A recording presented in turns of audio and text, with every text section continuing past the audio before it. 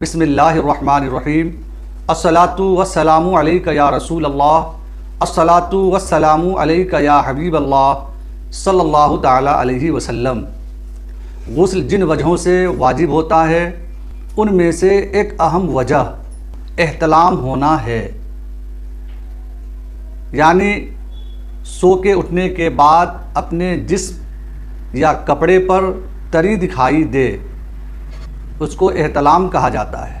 اگر جسم اور بدن پر تری دکھائی نہ دے اور احتلام یاد ہو تو اس صورت میں غسل واجب نہیں ہوگا، اور اگر احتلام ہونا یاد ہے اور جسم پر تری بھی ہے لیکن تری کے مزی، ودی، منی ہونے کا شک، یقین یا احتمال ہے، اس کی مختلف صورتیں ہیں۔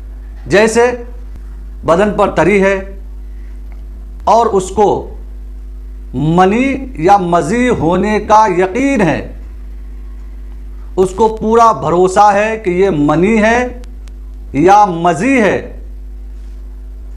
یا منی کا احتمال ہے یا مزی کا احتمال ہے، ان دونوں میں شک ہے، تو خواب یاد نہ بھی ہو تو اس صورت میں غسل واجب ہوگا۔ اگر منی اور مزی کا یقین نہیں ہے بلکہ پسینہ یا پیشاب یا ودی اور یا کچھ اور ہے، اگرچہ خواب یاد ہو تو اس صورت میں غسل واجب نہیں ہوگا، اور اگر اس کو پورا بھروسہ ہے، پورا یقین ہے کہ یہ منی نہیں ہے، مزی کا شک ہے، تو اگرچہ خواب میں احتلام ہونا یاد نہیں تو غسل واجب نہیں ہوگا۔ ہاں، اگر خواب میں احتلام ہونا یاد ہے تو غسل واجب ہوگا۔ اگر سونے سے پہلے شہوت تھی، سیکسول ایکسائٹمنٹ تھا اور احتلام یاد نہیں ہے، اب میں جو صورت بتانے جا رہا ہوں بالعموم ادھکتر یہ صورت پیش آتی رہتی ہے۔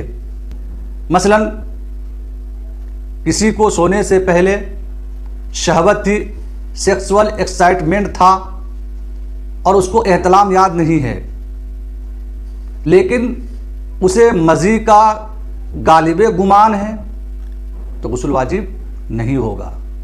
غسل اس صورت میں واجب ہوگا جب اسے منی کا ظن غالب ہو جائے۔ جب تک منی کا ظن غالب نہ ہوگا غسل واجب نہیں ہوگا۔ اور اگر سونے سے پہلے شہوت نہیں تھی، سیکسول ایکسائٹمنٹ نہیں تھا، تو محض اس صورت میں محض منی کے احتمال کی وجہ سے غسل واجب ہو جائے گا۔